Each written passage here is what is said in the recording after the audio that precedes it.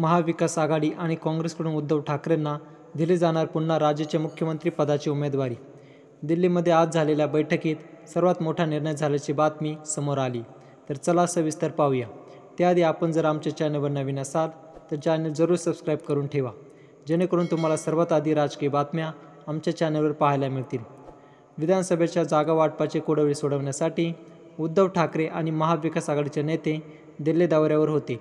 त्यावेळी 2019मध्ये काँग्रेस, शिवसेना आणि राष्ट्रवादीनं ज्या 154 जागा जिंकल्या त्याच त्या पक्षाकडे जागा राहतील, अशी माहिती राहुल गांधी, उद्धव ठाकरे यांनी दिल्लीच्या बैठकीत मान्य झाल्याचे समजते। तर शरद पवारांनीही त्याला मान्यता दिली आहे। उद्धव ठाकरेंनी 6 ते 8 ऑगस्ट दरम्यान दिल्ली दौरा केला। यात ते सोनिया गांधी, राहुल गांधी, मल्लिकार्जुन खरगे, वेणुगोपाल आदींना भेटले। या जागा वाटपावर चर्चा झाली। लोकसभेत महाराष्ट्रात सर्वात जास्त खासदार निवडून आलेल्या काँग्रेसही विधानसभेत आपल्यापेक्षा 5 ते 10 जागा जास्त दिल्यास उद्धव ठाकरे राज्य असल्याचे समजते। तर शरद पवार गट तिसऱ्या क्रमांकावर असेल। मुख्यमंत्री पदासाठी उद्धव ठाकरेंचा चेहरा आधी जाहीर करण्यापेक्षा प्रचारसभामधून अप्रत्यक्षपणे तो जाहीर करण्यास राहुल गांधींनी मान्यता दिल्याचं या नेत्यानं नाव न छापण्याच्या अटीवर माहिती दिली आहे। गेल्या वेळी भारतीय जनता पार्टीनं जिंकलेल्या 105 जागांपैकी किती जागा पुन्हा भाजपच्या वाटेला येतील याचा अंदाज घेण्यासाठी उद्धव ठाकरेंनी 21 पदाधिकाऱ्यांची टीम तयार केली।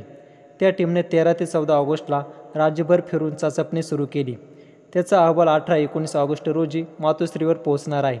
अशी स्वतंत्रता चाचपणी काँग्रेस आणि शरद पवार गटाने सुरू केली असून हे तीनही अहवाल पाहून पुढील निर्णय घेतला जाणार आहे। तर काँग्रेस, उद्धव ठाकरेंची शिवसेना आणि शरद पवार गटाने देखील जुलैच्या अखेर राज्यभरातील सर्वेक्षण पूर्ण केले। त्यानुसार महाविकास आघाडीला 288 पैकी किमान 180 ते 190 जागा मिळण्याचा अंदाज महाविकास आघाडीतून व्यक्त केला जातोय। त्या आधारे काही उमेदवारांना तयारीस लागण्याचे स्पष्ट संकेत देखील दिले आहेत। जिथे ज्या पक्षाचे वर्चस्व आहे ते लक्षात घेऊन काही जागांची अदलाबदल करण्यासही तिन्ही पक्ष राजी असल्याचे समजते। तर 288 पैकी काँग्रेसला 110 ते 115, उद्धव ठाकरेंच्या शिवसेनेला 110 ते 105 जागा मिळण्याची शक्यता आहे। तर उर्वरित 70 ते 80 जागा शरद पवार यांच्या गटाला व इतर मित्र पक्षाला मिळण्याचा अंदाज आहे। महायुतीचं सरकार राज्यातून हद्दपार करणे हेच आमचं उद्दिष्ट असणार आहे, असं महाविकास आघाडीने म्हटले। त्यामुळे येणाऱ्या काळात हे स्पष्ट होईलही।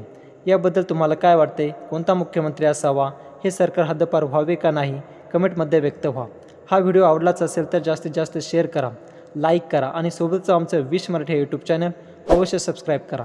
जय महाराष्ट्र।